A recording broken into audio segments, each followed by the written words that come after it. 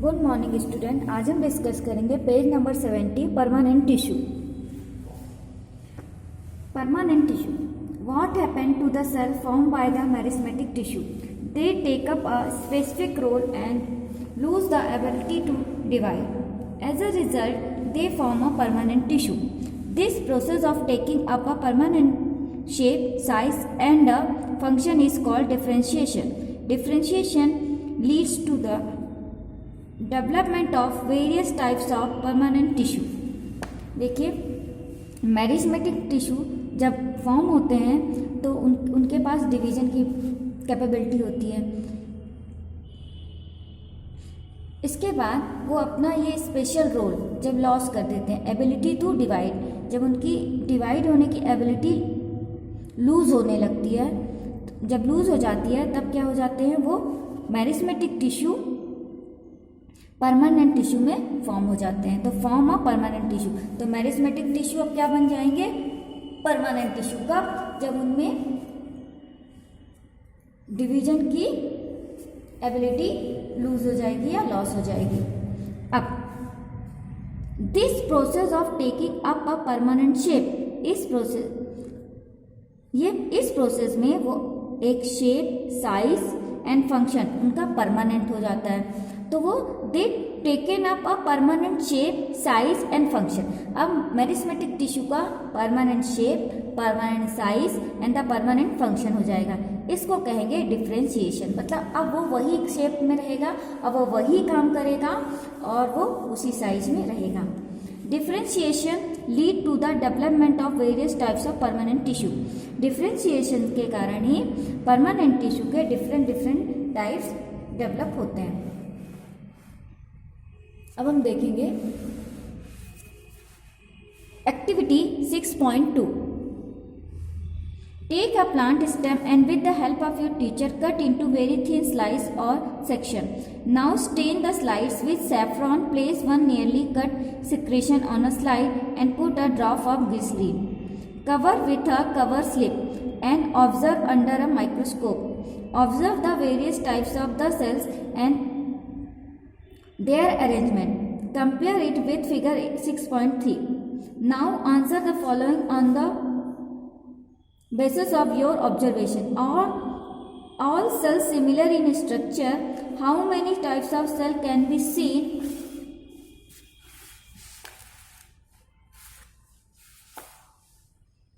Can we think of reason why there would be so many types of cell? We can also try a cut section of the plant roots. We can even try cutting section of root and stem of different plants. हमने इस activity में क्या लिया, एक stem ली और उसकी एक पतली स्लाइस हमने कट कर ली टीचर की हेल्प से। अब हमने उसको सैफरान से स्टेन कर दिया। स्टेनिंग इसलिए करेंगे ताकि हमको अच्छे से उसके पार्ट्स अलग अलग कलर में दिखें। उसके बाद हम उसको एक slide, place one neatly cut section on a slide and put a drop of glycerine. अब हम उसको किस में रख देंगे, एक स्लाइड में, और उस पर एक ड्रॉप ग्लिसरीन डाल देंगे ताकि वो ड्राई ना हो। उसके ऊपर हम एक कवर स्लिप लगा देंगे। अब हम इसको माइक्रोस्कोप से देखेंगे कि उसमें किस टाइप की सेल्स दिख रही हैं। अब इसमें हम देखेंगे और उसको हम जैसे हमारे इसमें डायग्राम बनाएंगे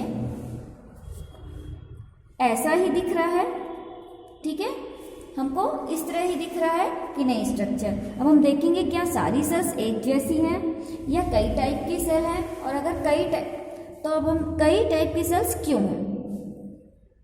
अब हम जैसे हमने स्टेम कट किया है वैसे ही हम रूट कट के भी उसको माइक्रोस्कोप से देखेंगे और उसका स्ट्रक्चर देखेंगे। तो ये different shape, size and function की सेल हमको इसमें दिखाई देंगी, क्योंकि उनका फंक्शन के अकॉर्डिंग ही उनका शेप एंड साइज होता है। जो फंक्शन जैसा करती हैं उसी टाइप की उनको शेप एंड साइज रहता है। तो हमको कई शेप एंड साइज की सेल्स इसमें हमको दिखाई देगी। देखिए सबसे ऊपर हमको दिख रही है ये एपिडर्मिस। ये देखिए ये सेल सबसे पहले क्यूटिकल की लेयर होती है, उसके बाद ये देखिए ये एपिडर्मिस, उसके जस्ट नीचे ये कोलेनकाइमा, फिर पैरेन्काइमा, ये हमारे फ्लोएम है, ठीक है, ये हमारे जाइलम है और ये हमारे पूरे वस्कुलर बंडल है, फ्लोएम और जाइलम दोनों मिला के। तो हमको ऐसे सेल्स दिखेंगी। अब हम देखते हैं नेक्स्ट परमानेंट टिश्यू के भी type. Simple permanent tissue, a few layers of the cell beneath the epidermis are generally simple permanent tissue. Parenchyma is the most common simple permanent tissue. It consists of relatively unspecialized cell with thin cell wall. They are living cell. They are usually loosely arranged. The large space between cells, intercellular space, are found in this tissue. This tissue generally store food. अब देखिए सबसे simple type का permanent tissue हमारा क्या हो गया, simple permanent tissue सबसे ज़्यादा कॉमन होते हैं और ये सबसे कॉमन हमारा हो गया most common simple permanent tissue is parenchyma. सबसे कॉमन सिंपल परमानेंट टिश्यू कौन है, पैरेन्काइमा। अब पैरेन्काइमा जो होता है थोड़ा अनस्पेशलाइज सेल का बना होता है, ठीक। इसकी सेल मतलब ये बहुत ज़्यादा स्पेशल नहीं होता कि ये बिल्कुल यही काम करेगा, ये इसी शेप का होगा, इसी साइज, तो अनस्पेशलाइज सेल होती है। इसकी सेल वॉल थिन होती है, लिविंग सेल है ये लूजली अटैच्ड होते हैं, अरेंज होते हैं, लूजली अरेंज रहते हैं। इनमें इंटरसेलुलर स्पेस ज़्यादा होता है, तो space between the cell, intercellular space इनमें ज़्यादा होता है और ये लूजली पैक्ड होते हैं इसीलिए, और ये फूड स्टोरेज करते हैं। ये देखिए ये हमारा पैरेन्काइमा है, ये देखिए इसकी थिन सेल वॉल होगी, इनमें इंटरसेलुलर स्पेस ज़्यादा होगा और पैक्ड कैसे होंगे, लूजली पैक्ड होंगे, फूड स्टोरेज का काम करते हैं। In some situation, it contain chlorophyll and perform photosynthesis, and then it is called chlorenchyma. In aquatic plant, large air cavity are present in parenchyma to help them float. Such a parenchyma type is called arenchyma. कुछ plants में कुछ situation में parenchyma में chlorophyll content हो जाता है। जब chlorophyll content हो जाता है तो वो क्या काम में हेल्प करेगी, फोटोसिंथेसिस में। तो पैरेन्काइमा में अगर क्लोरोफिल कंटेंट हो गया तो उनको हम क्या कह देते हैं, क्लोरेन्काइमा। तो जिस पैरेन्काइमा में क्लोरोफिल कंटेंट होता है उसको क्या कह देते हैं हम, क्लोरेन्काइमा। कुछ एक्वेटिक प्लांट होते हैं जो क्या करते हैं, वाटर में फ्लोट करते हैं। एक्वेटिक मतलब जो वाटर वाले प्लांट होते हैं, तो उनकी जो पैरेन्काइमा होती है उनको फ्लोट करने में हेल्प करती है, और उस क्या होते हैं उनमें लार्ज कैविटी मिलती है, बड़े बड़े लार्ज कैविटी मिलती है, air cavity, large air cavity. जो एक्वेटिक प्लांट होती है वो उसके जो हमारे एक्वेटिक प्लांट की में क्या होती है, जो पैरेन्काइमा होती है उनमें लार्ज एयर कैविटी होती है जो उनको फ्लोट करने में हेल्प करती है। तो जो एक्वेटिक प्लांट के पैरेन्काइमा जिनमें लार्ज एयर कैविटी होगी उनको हम क्या कहेंगे, एरेन्काइमा। ये देखिए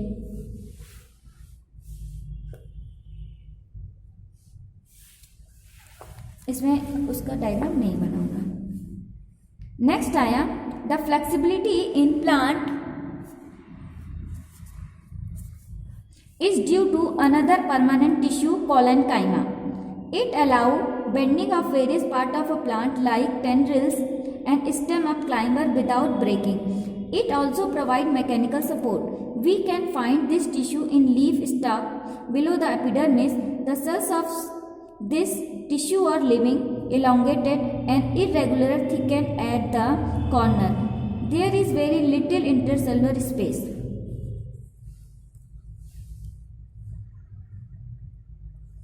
एक दूसरी टाइप का परमानेंट टिश्यू होता है कॉलेनकाइमा। कॉलेनकाइमा इसको इलास्टिसिटी, बेंड होने की पावर देता है, ठीक है। It allow bending of the various part of the plant, plant के वेरियस पार्ट को बेंड करने की पावर देता है। जैसे टेंड्रिल्स हमारे बीन्स, मटर में, पीज में टेंड्रिल्स लगे रहते हैं, चिपक जाते हैं वो वॉल से। एंड स्टेम ऑफ क्लाइंबर की जो स्टेम होती है उसमें भी बेंड होने की पावर होती है और वो बिना ब्रेक हुए बेंड हो जाती है। क्यों? क्योंकि उसमें हमारे कॉलेनकाइमा प्रेजेंट होते हैं, और कॉलेनकाइमा प्लांट को मैकेनिकल स्ट्रेंथ भी देते हैं, मैकेनिकल सपोर्ट देते हैं।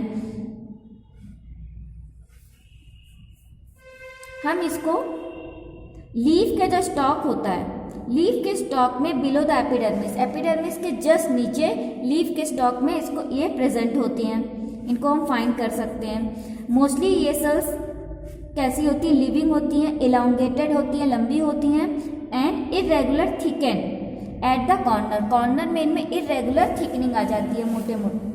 ये अब हम दिखा रहे हैं, ये देखिए कोलेनकाइमा, देखिए इसकी सेल वॉल है, ये इसमें वैक्यूल्स हैं, न्यूक्लियस है और वॉल थिकनिंग, ये देखिए ये वॉल थिकनिंग हो जाती है, इरेगुलर वॉल थिकनिंग हो जाती है। इंटरसेलुलर स्पेस देखिए इसमें बहुत कम दिख रहा है, कितनी पास सेल है इसमें, जबकि ज़्यादा था इंटरसेल। ये देखिए ये हमारी सेल वॉल है, ये वैक्यूल है, ये न्यूक्लियस है और ये हमारे देखिए वॉल की थिकनिंग है, इरेगुलर थिकनिंग आ गई है ये। और इसमें इंटरसेलुलर स्पेस बहुत कम है, देखिए कितनी पास सेल है, जबकि देखिए इसमें देखिए इंटरसेलुलर स्पेस दिख रहा था बीच बीच में सेल में, इसमें कम होता है इंटरसेलुलर स्पेस। तो इससे सबसे पहले हमने क्या देखा, पैरेन्काइमा। पैरेन्काइमा की सेल क्या थी हमारी, थिन सेल वॉल की थी, इंटरसेलुलर स्पेस ज़्यादा था, लूजली अरेंज थी और फूड स्टोरेज करती थी। उसके बाद जिन पैरेन्काइमा में क्लोरोफिल होता है उनको क्लोरेन्काइमा कहते हैं, वो फोटोसिंथेसिस में हेल्प करती थी। एक्वेटिक प्लांट में पैरेन्काइमा में एयर कैविटीज़ आ जाती हैं, लार्ज एयर कैविटी, तो फ्लोट करने में हेल्प करती हैं, तो उनको हम क्या बोलते हैं, एरेन्काइमा। इसके बाद नेक्स्ट परमानेंट टिश्यू हो गया हमारा कोलेनकाइमा।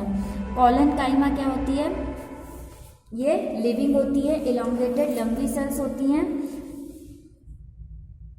और इनमें इरेगुलर थिकनिंग होती है कॉर्नर में, और ये बिना ब्रेक हुए बेंड होने की एबिलिटी देती हैं प्लांट को और मैकेनिकल सपोर्ट देती हैं प्लांट को।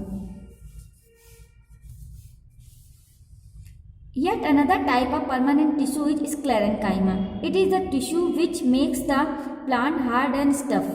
We have seen the husk of a coconut. It is made of sclerenchyma tissue. The cells of this tissue are dead. They are long and narrow as the walls are thickened due to lignin. Often these walls are so thick that there is no internal space inside the cell.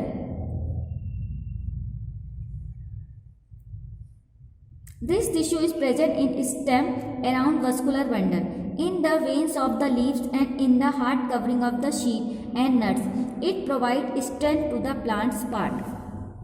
अब देखिए दूसरे type का permanent tissue हमारा क्या आ गया, sclerenchyma. Sclerenchyma plant को hard और stuff कड़ा बनाता है, ठीक है। जैसे हस्क ऑफ कोकोनट, कोकोनट का जो हस्क ऊपर वाली लेयर जो हमको दिखती है ना बाहर कोकोनट में, वो क्या होता है, हस्क ऑफ कोकोनट होता है, वो स्क्लेरेन्काइमा से बना होता है। इसके जो टिश्यू होते हैं डेड होते हैं, लॉन्ग होते हैं, नैरो होते हैं,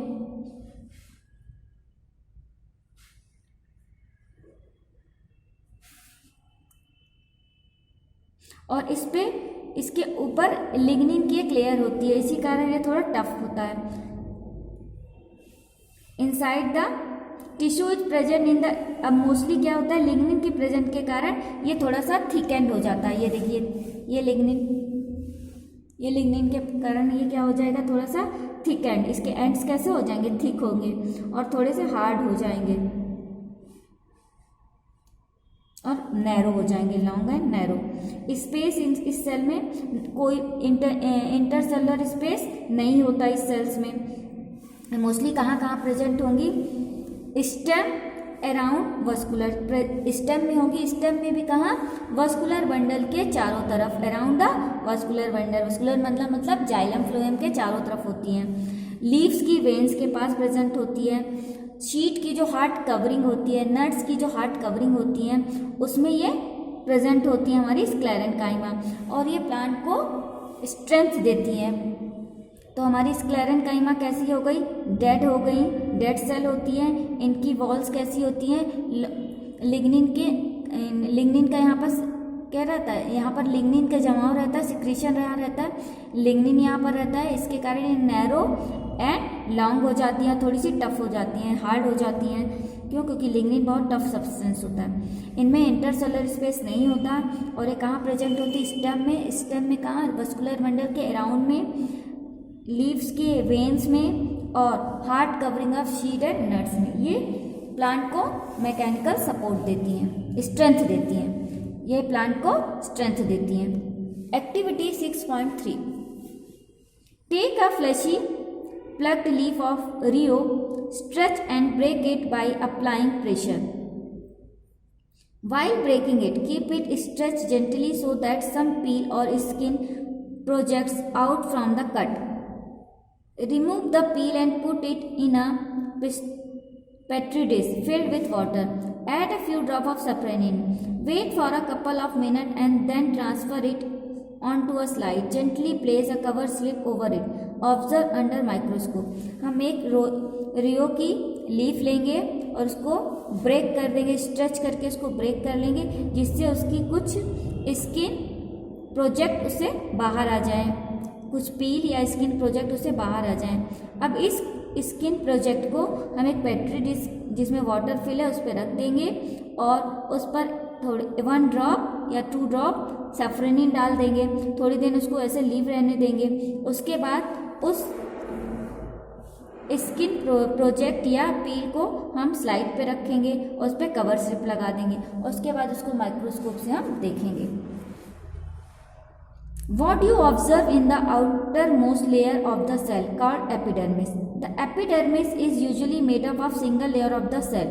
In some plant lining in very dry habitat, the epidermis may be thicker since protection against water loss is critical. The entire surface of plant has an outer covering epidermis. It protects all the parts of the plant.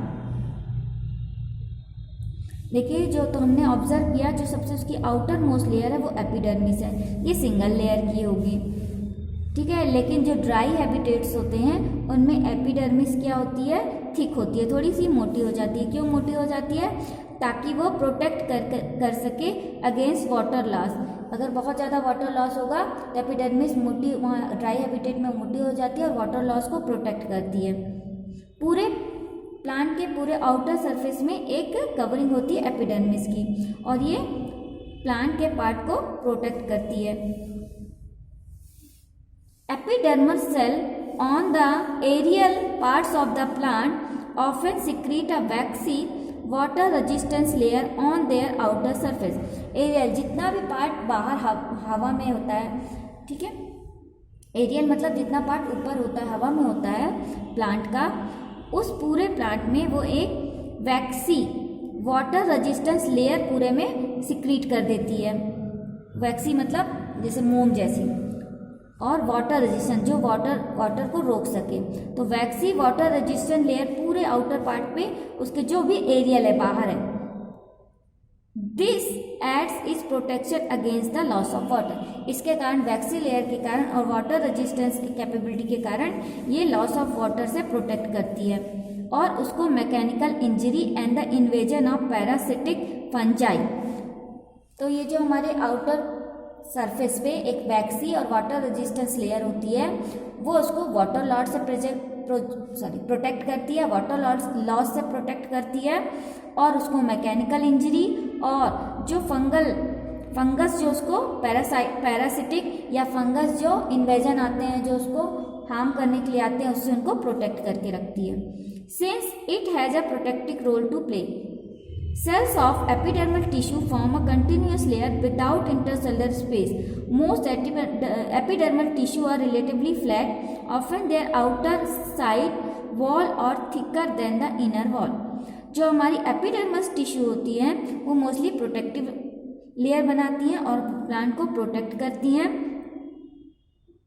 इसमें intercellular space नहीं होता, lack of intercellular space, और ये थोड़ी सी flat होती हैं और इनका जो आउटर साइड वॉल्स होती है वो इनर साइड वॉल से थोड़ा ज़्यादा थिक होता है। मतलब आउटर साइड वॉल थोड़ा मोटा होता है इनर साइड वॉल से। We can observe small pores here and there in the epidermis of the leaf. These pores are called stomata. Stomata are enclosed by two kidney-shaped cells called guard cell. They are necessary for the exchanging gases with the atmosphere. Transpiration, loss of water in the form of water vapour also takes place through stomata. अब देखिए epidermis sales की कुछ small, हमको epidermis leaf की अगर epidermis sales देखी जाए तो उसमें छोटे छोटे पोर्स दिखाई देंगे। तो ये जो पोर्स होते हैं दे आर स्टोमेटा। ये देखिए ये हमारे ये छोटे छोटे ये स्टोमेटा, ठीक है। तो स्टोमेटा में क्या होती है, इसका स्ट्रक्चर कहता है 2 किडनी शेप सेल। ये देखिए 2 किडनी शेप सेल है, ये देखिए ये किडनी शेप सेल होते हैं, उनको क्या कहते हैं हम लोग, गार्ड सेल। ये देखिए ये किडनी शेप सेल है, इनको हम क्या कहते हैं, गार्ड सेल। ये दोनों क्या हो गई, गार्ड सेल। ये स्टोमेटा का क्या काम है, ये गैस का एक्सचेंज करते हैं, गैसेस के एक्सचेंज के लिए बहुत ज़्यादा नेसेसरी हैं, और लॉस ऑफ वाटर, ट्रांसपिरेशन में भी स्टोमेटा हेल्प करते हैं।